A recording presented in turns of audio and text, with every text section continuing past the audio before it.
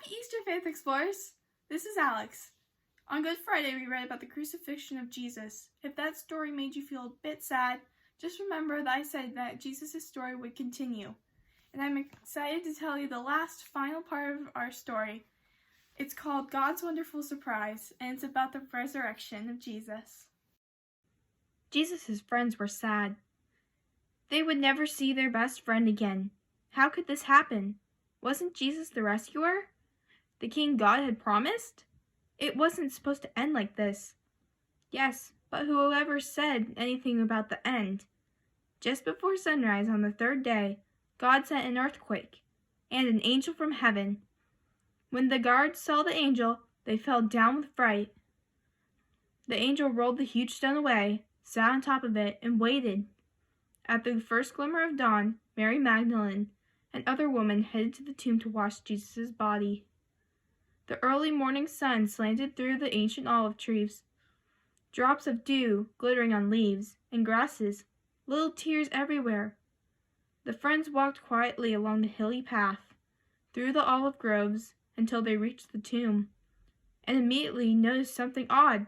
It was wide open. They peered through the opening into the dark tomb. But wait, Jesus' body was gone! And something else. A shining man was there, with clothes made from lightning. Don't be scared, the angel said, but they couldn't help it. They screamed anyway. The angel asked them, "What are you doing here? This is a tomb, and tombs are for dead people." The woman couldn't speak. "Jesus isn't dead anymore," he said. "He's alive again."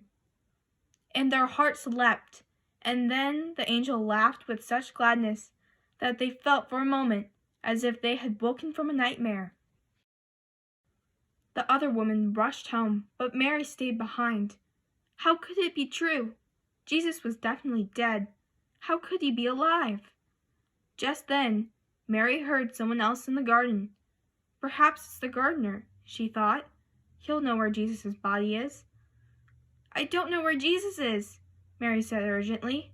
"I can't find him." But it was all right. Jesus knew where she was, and he found her. "Mary!" Only one person said her name like that. She could hear her heart thumping. She turned around. She could just make out a figure.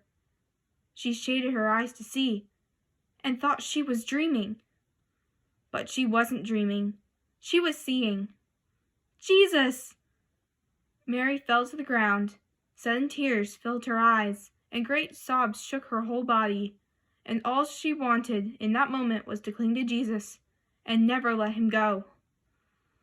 "You'll be able to hold on to me later, Mary," Jesus said gently, "and always be close to me.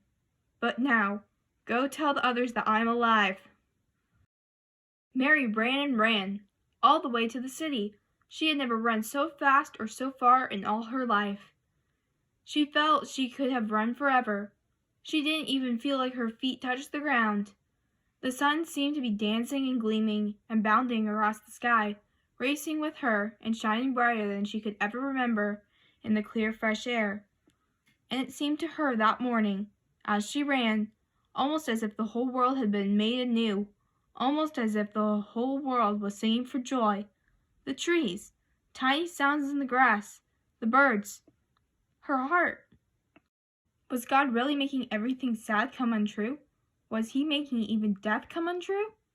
She couldn't wait to tell Jesus' friends. "They won't believe it," she laughed. She was right, of course. I hope you enjoyed this story. Now go share the good news. Jesus has risen!